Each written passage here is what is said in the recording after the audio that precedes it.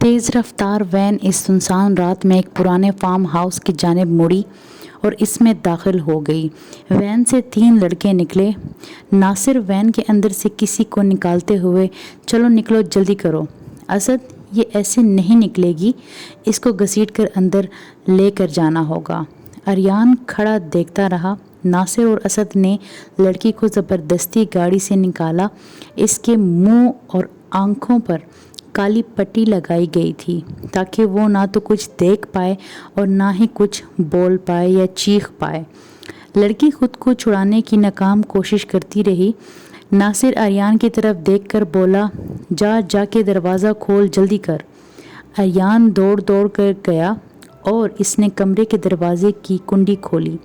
असद और नासिर खींचते हुए लड़की को कमरे में लेकर गए और सामने पड़े बेड पर गिरा दिया। नासिर ने रस्सी खोली और लड़के के दोनों हाथ बांध दिए। आर्यन की तरफ देखकर बोला, चल पहले तू फिर हम। ये कहकर असद और नासिर कमरे का दरवाज़ा बंद करके चले गए। आर्यन बहुत घबरा रहा था। फिर खुद को संभालने के बाद इसने पहले इस लड़की की इज्जत लूटी और फिर इसके दोनों साथियों ने। इसके बाद जब तीनों कमरे से बाहर आए तो आर्यन बोला, अब इसका क्या करना है? नासिर, करना क्या है, इसको कहीं भी गिरा देंगे। आर्यन, लेकिन इसकी हालत तो देख। नासिर, तो इसकी हालत की फ़िक्र छोड़ और जैसा मैंने कहा वैसा ही करेंगे। असद, आज इसकी पहली बार थी ना, इसलिए ये कहकर नासिर और असद दोनों ने ज़ोर का कहका लगाया। आर्यन, अच्छा चलो, जो भी करना है जल्दी जल्दी करो।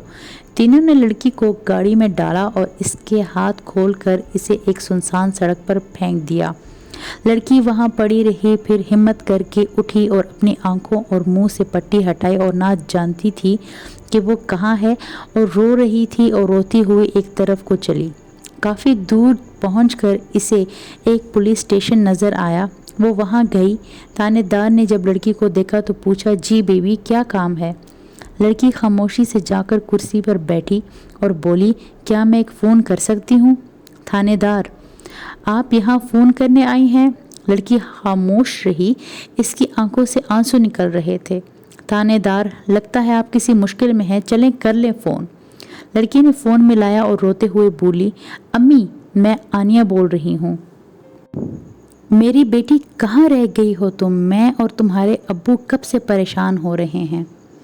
आनिया, अम्मी बस मैं आपको एड्रेस बताती हूँ, प्लीज़ मुझे लेने आ जाएं। आनिया ने थानेदार से एड्रेस पूछा और अपनी माँ को बताया। आसिया, लेकिन बेटा तू रो क्यों रही है और पुलिस स्टेशन कैसे पहुँची? आनिया ने बगैर कोई जवाब दिए फ़ोन काट दिया। थानेदार, देखो हमें बताओ क्या हुआ है, हम तुम्हारी मदद करेंगे। आनिया रोते हुए, अब आप क्या मदद कर सकते हैं? मेरी इज़्ज़त लुटती थी, लुट गई, मैं बर्बाद हो गई। थानेदार हैरत से, क्या इज़्ज़त? क्या आपका रेप हुआ है? आनिया, जी बिल्कुल। थानेदार, लेकिन किसने किया? क्या आप जानती हैं उसे, हमें बता सकती हैं? आनिया, मैं नहीं जानती उन्हें कि वो कौन थे। मैं घर से एक ज़रूरी काम करने के लिए निकली थी। वापसी पर मुझे शाम के वक्त किसी ने वैन में खींचकर डाला और फ़ौरन मेरी आंखों पर पट्टी बांधी।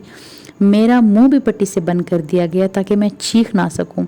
बस सिर्फ इतना जानती हूँ कि वो 3 थे और तीनों ने मेरा रेप किया है। वो एक दूसरे का नाम तक नहीं ले रहे थे। मुझे कहाँ कर ले गए थे मुझे कुछ नहीं मालूम। ये सब सुनकर थानेदार परेशान हुआ और बोला, फिर हम इनको पता कैसे लगाएंगे? ना गाड़ी का नंबर मालूम है, ना जगह, ना किसी का नाम। आपको छोड़ा उन्होंने कहा वो बता दें। आनिया ने इस जगह का बताया जहां इसे गिरा दिया गया था। थानेदार, हम पूरी कोशिश करेंगे कि उन्हें गिरफ्तार कर सकें।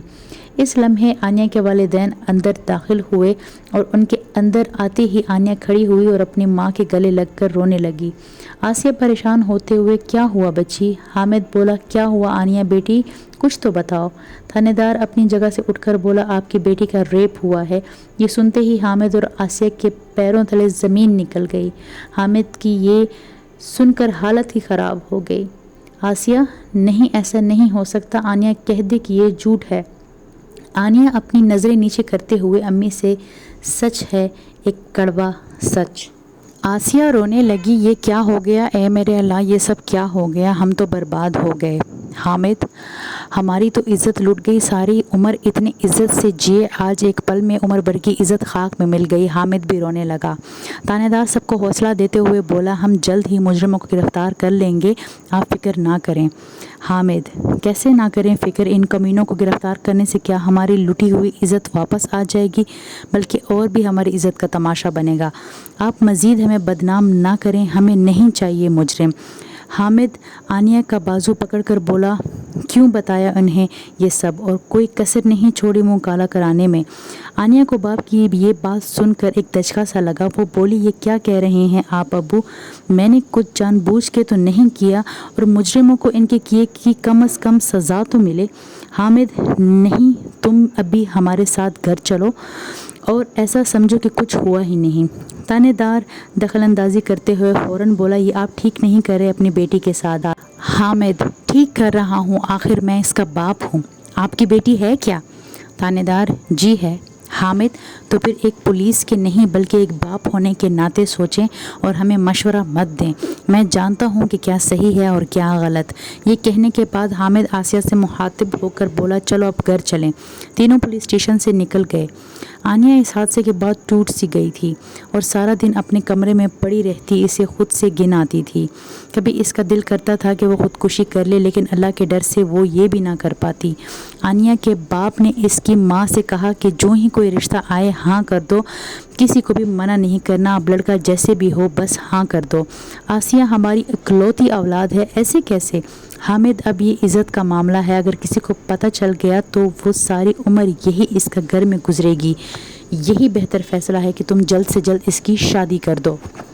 شادی ہونے سے ہی اس میں کوئی مثبت تبدیلی آئے گی، ابھی تو اس کے دماغ صرف ایک حادثے پر اٹکا ہوا ہے۔ آسیہ ٹھیک کہتے ہیں آپ، میں آج ہی ثروت رشتے والی سے بات کرتی ہوں۔ آسیہ نے ثروت سے کہا کہ اس کی بیٹی کے لیے کوئی بھی رشتہ ڈھونڈ دے۔ ثروت نے بتایا کہ ایک خاتون کو اپنے بیٹے کے لیے آنیہ جیسی ہی نیک اور خوبصورت لڑکی کی تلاش ہے۔ وہ خود کل اس خاتون کو آسیہ کے گھر لے کر آنے ہی والی تھی۔ اس بات کو سن کر ہی آسیہ خوش ہو گئی۔ اسے حامد کو یہ خوشخبری سنائی۔ آنیہ نے سب سن لیا اور اپنے والدین سے کہا کہ وہ شادی نہیں کرنا چاہتی، وہ کسی کو دھوکہ نہیں دینا چاہتی۔ حامد غصے سے، شادی تو تمہاری ہو کے رہے گی، اگر تم چاہو یا نہ چاہو، لیکن تمہاری شادی ہم کروا کے رہیں گے ساری عمر۔ کیا تم نے گھر میں بیٹھنا ہے؟ اگر ہم نے سچ بتا دیا تو تم سے شادی کون کرے گا؟ آنیہ، نہیں کرتا تو نہ کرے، میں ساری عمر یوں گزار دوں گی۔ حامد، تم گزار سکتی ہو لیکن ہم نہیں، یہ میرا آخری فیصلہ ہے۔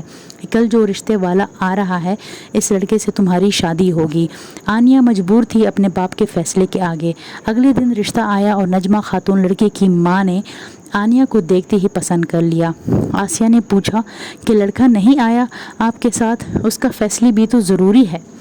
نجمہ، میرا بیٹا بہت تابعدار ہے میرا، اس نے کہا آپ جو لڑکی بتائیں گی میں اس سے شادی کرنے کے لیے راضی ہوں، مجھے وہ لڑکی قبول ہوگی۔ آسیہ، ماشاءاللہ کافی نیک بچہ ہے۔ نجمہ آسیہ کی طرف تصویر بڑھاتے ہوئے بولی، یہ ہے میرا بیٹا، دیکھ لیں اور آنیہ کو بھی دکھا دیں۔ آسیہ نے تصویر دیکھی اور بولی، بہت پیارا بیٹا ہے آپ کا۔ نجمہ، شکریہ۔ آسیہ آنیہ کو تصویر دیتے ہوئے، لو بیٹا دیکھ لو۔ آنیہ نے ایک نظر دیکھی اور بغیر کسی کہے اٹھ کر کمرے میں چلی گئی۔ وہ بہت اداس تھی۔ آسیہ مسکراتے ہوئے، شرما گئی، میری بیٹی بہت شرمیلی ہے، لیکن لڑکا پسند ہے، ہماری طرف سے ہاں سمجھے۔ ثروت، ارے پھر اس بات پر منہ میٹھا ہو جائے۔ سب نے مٹھائی کھائی۔ جلد ہی آنیہ کی شادی ہو گئی۔ آنیہ کے دل پر ایک بہت بڑا بوجھ تھا، وہ تھا اس کے ضمیر کا بوجھ۔ اس کا ضمیر ملامت کر رہا تھا کہ اس نے دھوکہ دیا ہے، کسی کو سچ نہیں بتایا۔ اس نے فیصلہ کیا کہ وہ اپنے شوہر کو بہت ہی جلد سچ بتا دے گی۔ آنیہ دلہن کے لباس میں بیڈ پر بیٹھی تھی، اتنے میں کوئی کمرے میں داخل ہوا۔ وہ آنیہ کا شوہر تھا۔ آنیہ جو کہ گھونگھٹ کیے ہوئے تھی، کافی ڈری ہوئی تھی، اور اس کا شوہر سچ جان کر نہ جانے کیا کرے گا۔ اس کا شوہر اس کے قریب آ کر بیٹھا اور اس نے اس کا گھونگھٹ آہستہ سے اٹھایا۔ آنیہ نے اپنے شوہر کی طرف نظر اٹھا کر دیکھا۔ اس کا شوہر اسے دیکھتے ہی پریشان ہو گیا، اس کے پسینے چھوٹ گئے۔ آنیہ، آپ ٹھیک تو ہیں؟ ہاں میں ٹھیک ہوں۔ آنیہ، کیا آپ کو پسینے کیوں آ رہے ہیں؟ وہ گرمی ہے نا اس لیے۔ یہ پریشان شخص اور کوئی نہیں بلکہ اریان تھا، وہی اریان جس نے آنیا کا ریپ کیا تھا۔ اپنے 2 دوستوں کے ساتھ مل کر وہ شدید ڈر گیا تھا۔ وہ سوچ رہا تھا کہ جس لڑکی کا اس نے بے دردی سے ریپ کیا تھا وہی اس کی بیوی ہے۔ اسے سب کچھ دیکھ کر یقین نہیں آ رہا تھا۔ آنیا، میرا نام آنیا ہے اور آپ کا؟ اریان، میرا نام اریان ہے۔ آنیا، بہت پیارا نام ہے اریان۔ اریان، اس سے پہلے کہ آپ کچھ کہیں میں آپ کو کچھ بتانا چاہتی ہوں۔ اریان، وہ کیا؟ آنیا، مجھے غلط مت سمجھیے گا لیکن یہی سچ ہے، میرے والدین نے میری شادی زبردستی کروا دی۔ میں کسی کو دھوکے میں نہیں رکھنا چاہتی تھی، مجھے میرا ضمیر ملامت کرتا ہے۔ میرا ریپ ہوا ہے، 3 کمینے لڑکوں نے کچھ عرصہ پہلے میرا بری طرح سے ریپ کیا ہے۔ انہوں نے میری زندگی برباد کر دی، میں انہیں کبھی معاف نہیں کروں گی۔ اللہ انہیں پوچھے گا ضرور، وہ سب دیکھنے والے اور سب کے ساتھ انصاف کرنے والا ہے۔ میں نفرت کرتی ہوں ان تینوں سے۔ خیر، آپ چاہیں تو مجھے ابھی اور اسی وقت طلاق دے سکتے ہیں۔ میرے ماں باپ نے مجھے نہ اپنایا تو کہیں بھی چلی جاؤں گی اور کہیں بھی جا کے ڈوب مروں گی۔ میں اس بوجھ کے ساتھ آپ کی ہم سفر نہیں بن سکتی۔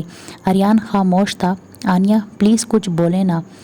آنیا رو رہی تھی۔ اریان، ابھی سوتے ہیں، میں کل بتاؤں گا سوچ کر۔ یہ کہہ کر اریان نے جیب سے منہ دکھائی کی انگوٹھی نکال کر آنیا کو پہنائی اور سو گیا۔ آنیا دل ہی دل میں بولی، کتنا اچھا ہے، اس نے تو کچھ بولے ہی نہیں بلکہ ٹھنڈے دماغ سے سوچ کر بتانے کا کہا ہے۔ آنیا مسکرائی۔ اسے کافی حیرت بھی تھی کیونکہ یہ بات کوئی بھی مرد برداشت نہیں کرنا چاہتا تھا کہ لڑکی کا کوئی قصور بھی نہ ہو۔ آنیا کے دل کا بوجھ ہلکا ہوا اور وہ سو گئی۔ آنیا کے دل کا بوجھ تو ہلکا ہو گیا لیکن اریان کے دل پر کافی بڑا بوجھ پڑ گیا۔ اس کی ضمیر اس کا ملامت کر رہا تھا اس قدر کہ وہ سو بھی نہیں پا رہا تھا۔ اسے اپنے کیے پر پچھتاوا تھا اور اسے اپنے گناہ کا احساس ہو گیا تھا۔ وہ جان گیا تھا کہ اللہ انصاف کرنے والا ہے۔ آنیا کی آنکھوں پر پٹی باندھنے کا یہ مطلب ہرگز نہیں تھا کہ انہوں نے اللہ کی آنکھوں پر پٹی باندھ دی ہے۔ خدا تو سب کچھ دیکھ رہا ہے اور سب کا انصاف کرنے والا ہے۔ اریان ریپ کرتے وقت اللہ کی ذات کو بھول گیا تھا یا تو نظر انداز کر گیا تھا، لیکن آج اللہ کے اس انصاف پر اس کے دل میں خوف خدا جاگ گیا تھا۔ اگلے دن اس نے اپنے دوستوں کو پوری بات بتائی اور یہ بھی کہا کہ وہ آنیا کو طلاق نہیں دے گا بلکہ سب کچھ سچ سچ بتائے گا۔ ناصر اور اسد ڈر گئے تھے، انہیں اپنا ڈر تھا۔ وہ بولے کہ جب وہ خود طلاق مانگ رہی ہے تو دے دے، بہت آسان ہے، ویسے بھی اس حقیقت نہیں معلوم اور اسے اپنا آپ گنہگار لگتا ہے، وہ خود کو غلط سمجھتی ہے۔ طلاق دے کر دوسری لڑکی سے شادی کر لے، کبھی بھی کسی کو پتہ نہیں چلے گا۔ اگر اسے بتا دیا تو وہ تینوں کو پولیس کے حوالے کر دے گی، خود تو پھانسے گا، ہمیں بھی پھنسائے گا۔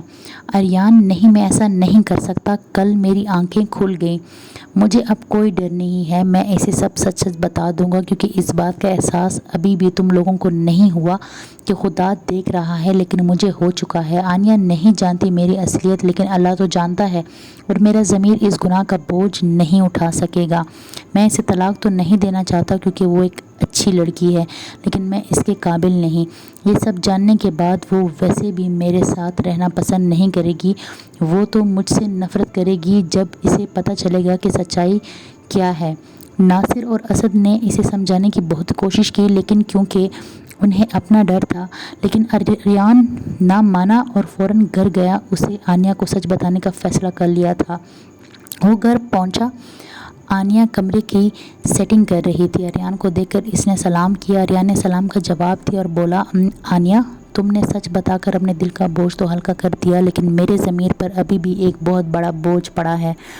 آنیا، بات کیا ہے؟ کیسا بوجھ؟ اریان، وہ دراصل بات یہ ہے کہ تمہارا ریپ کرنے والا کوئی اور نہیں بلکہ میں اور میرے 2 دوست تھے۔ یہ سنتے ہی آنیا کے رونگٹے کھڑے ہو گئے اور اس کی آنکھوں میں آنسو آ گئے۔ وہ بولی، کیا؟ اریان، یہ سچ ہے، میں چاہتا ہوں تمہیں کبھی نہ بتانا، شاید تمہیں پتہ بھی نہ چلتا لیکن میں بھی دھوکہ دے کر زندگی نہیں گزار سکتا اب۔ اگر تمہاری جگہ کوئی اور ہوتی تو میں اسے شاید کبھی نہ بتاتا لیکن اللہ نے تمہارے ساتھ انصاف کر کے میری آنکھیں کھول دی ہیں۔ اب میں تمہیں طلاق دینا تو نہیں چاہتا، تم بہت اچھی لڑکی ہو، لیکن میں جانتا ہوں یہ سب جاننے کے بعد تم مجھ سے نفرت ہی کرو گی، اس لیے میں تمہیں طلاق دینے کے لیے بھی تیار ہوں اور خود کو بھی پولیس کے حوالے کرنے کے لیے بھی تیار ہوں، اور اپنے دوستوں کو بھی میں پولیس کا بتا دوں گا۔ میں جان گیا ہوں کہ دوسروں کی بہن بیٹی بیوی ماں پر غلط نظر نہیں رکھنی چاہیے، کیونکہ جیسے ہماری اپنی ماں بہن بیٹیاں ہیں اسی طرح دوسروں کی بھی ہیں۔ مجھ بدبخت نے تو اپنی ہی بیوی پر بری نظر رکھی اور اس کا ریپ کیا اور پھر اپنے دوستوں سے بھی کروایا۔ آنیہ، تم نے ایسا کیوں کیا؟ اور کتنے لوگوں کی زندگی تم نے اور تمہارے کمینے دوستوں نے میری طرح برباد کی ہے۔ آریان، میں سچ کہتا ہوں، میرے دوستوں نے آج تک بہت سے لڑکیوں کا ریپ کیا ہے، لیکن میں نے تمہارا ریپ کیا اور بھی میرے دوستوں نے مجھے بہکا دیا تھا۔ اس سے پہلے میں نے کچھ ایسا نہیں کیا، نہ ہی اس کے بعد، وہ پہلی اور آخری مرتبہ ہے۔ اس لیے اس رات انہوں نے مجھے تمہارا ریپ کرنے کے لیے پہلے کہا۔ اس کے بعد میں نے طے کر لیا کہ آئندہ کبھی اپنے دوستوں کے بہکاوے میں آ کر ایسا نہیں کروں گا۔ آنیہ، یہ تم اب کہہ رہے ہو یہ سب تو مرد کے لیے ایک نشے کی مانند ہے۔ تم جیسے خراب مردوں کی وجہ سے ہم ہر مرد کو خراب سمجھتے ہیں، حالانکہ ایسا نہیں۔ مجھے ابھی اور اسی وقت طلاق دو۔ آریان نے آنیہ کو طلاق دے دی اور آنیہ نے آریان اور اس کے دوستوں کو پولیس کے حوالے کیا۔ انہیں کڑی سزا ملی۔ آنیہ کے ماں باپ دونوں کو آنیہ کے اس فیصلے پر کوئی اعتراض نہ تھا۔ انہوں نے کہا کہ اگر اب کوئی بھی اس سے شادی نہیں کرتا تو نہ کرے، ان پر ان کی بیٹی بوجھ نہیں ہے۔ آنیہ پر فخر تھا، انہیں بھی صحیح اور غلط کا احساس ہو گیا تھا کہ وہ بھی آنیہ کو انصاف نہ دلا کر اس کے ساتھ ظلم کر رہے تھے، لیکن اللہ نے آنیہ کے ساتھ انصاف کیا۔ کچھ عرصے بعد آنیہ کے لیے ایک بہت اچھا رشتہ آیا۔ لڑکی نے آنیہ کو پسند کر لیا اور اس کے گھر والوں نے بھی۔ تو آنیہ کے والدین نے انہیں سب اس بار سچ بتا دیا کہ ان کی بیٹی کے ساتھ کیا حادثہ پیش آیا تھا اور ان کی بیٹی طلاق یافتہ ہے۔ انہوں نے یہ بھی بتا دیا کہ آریان ہی وہ شخص تھا، لیکن لڑکے نے شادی سے انکار نہ کیا، کیونکہ جہاں آریان جیسے لڑکے اس دنیا میں موجود ہیں وہاں علی جیسے نیک لڑکے بھی ہیں جو صحیح اور غلط میں فرق سمجھتے ہیں۔ علی کے والدین کو سچائی جاننے کے بعد اعتراض ہوا، لیکن علی نے پھر بھی شادی کے لیے حامی بھری اور اپنے ماں باپ کو بھی سمجھایا۔ علی نے اپنے ماں باپ سے کہا کہ زندگی اس نے گزارنی ہے، اس لیے اس کے ماں باپ خاموش ہو گئے۔ علی اور آنیہ کی دھوم دھام سے شادی ہوئی اور کچھ ہی عرصے میں آنیہ نے سب گھر والوں کے دلوں میں گھر کر لیا۔ آنیہ اور علی خوشی خوشی رہنے لگے۔ اللہ سب دیکھتا ہے، اس سے بڑا گواہ اور انصاف کرنے والا کوئی نہیں۔ اللہ پر بھروسہ رکھو، کیونکہ جو اللہ پر بھروسہ رکھتا ہے اللہ اس کا بھروسہ کبھی نہیں توڑتا۔ اور دوسروں کی ماؤں، بہنوں، بیویوں اور بیٹیوں کی عزت اپنے ماؤں، بہنوں، بیٹیوں اور بیویوں کی طرح کرو، تو اللہ تمہاری عزت بھی ہمیشہ محفوظ رکھے گا۔